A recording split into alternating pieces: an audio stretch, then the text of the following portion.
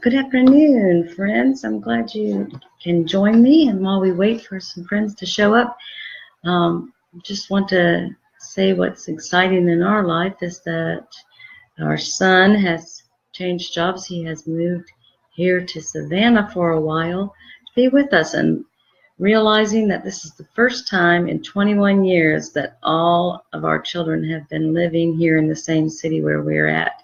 Being in the ministry has caused us to be going to a lot of different places, but now for a few months we're going to all be together again, so that's very exciting to us. And I thought today that I would like to just share with you a few thoughts that I've had. As you may or may not know, I do the one word plan for each new year. I pick a word that's going to be my theme for the year.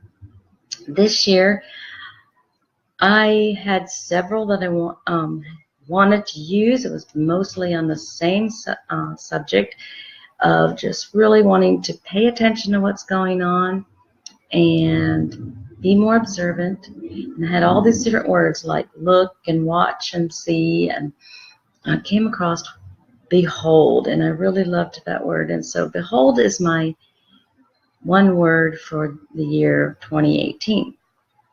And so I'd like to share many times with you on some different scriptures that mean something to me on the subject of behold.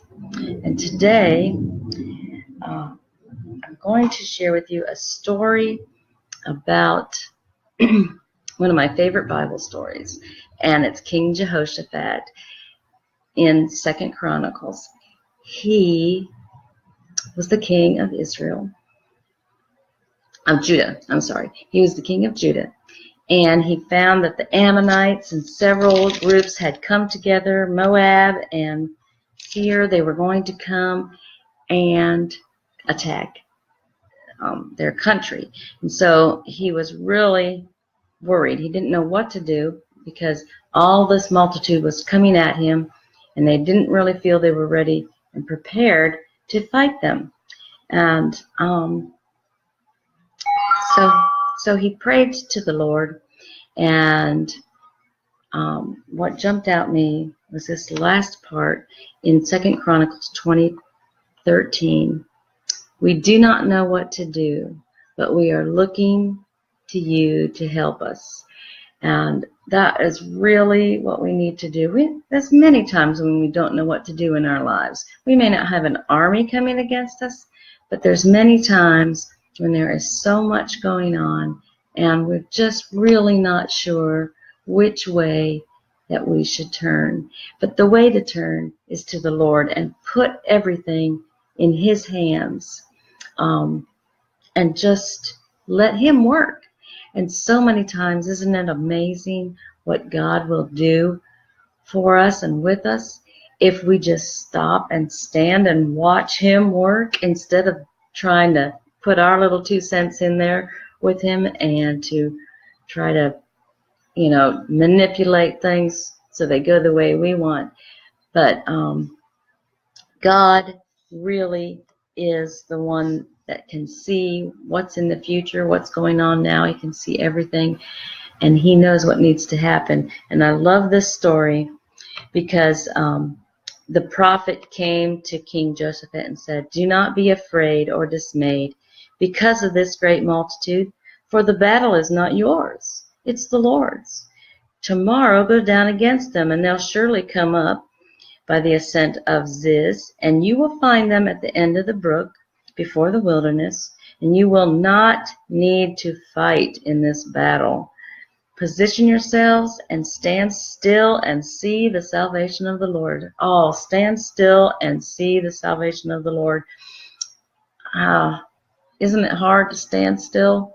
I know it has always been for me, is that standing still and letting things, let the Lord work. It's difficult to really let that happen. But then look what happens. King Jehoshaphat tells his people, "Now believe in the Lord your God, and you shall be established. Believe in His prophets, and you shall prosper." And what did he do? He chose his singers of all people, the singers, the choir. He said, I want you to go first, ahead of the army. And they went marching in with the choir singing and praising God ahead of time. Well, when the Ammonites and the Moabites all heard all this commotion, they were like very scared. They did not know what to do, and what they did was turned on each other and started fighting each other. They started killing each other left and right. And when the Judah army came across, it says they came to the place overlooking the wilderness, and they looked toward the multitude, and there were dead bodies fallen on the earth. No one had escaped. And see, that's how God works. He doesn't need us to do things for him. He needs us to trust him. He needs us to surrender our lives completely to him and give him control. And then he can make amazing things happen. Well, that's my word for today. So y'all just have a great day. I hope that where you're at is nice weather. It's beautiful here in Savannah. So I just love to share with you, encourage you, and I hope that you can take this word today and apply it to your own life. We'll see you again next week. Bye-bye.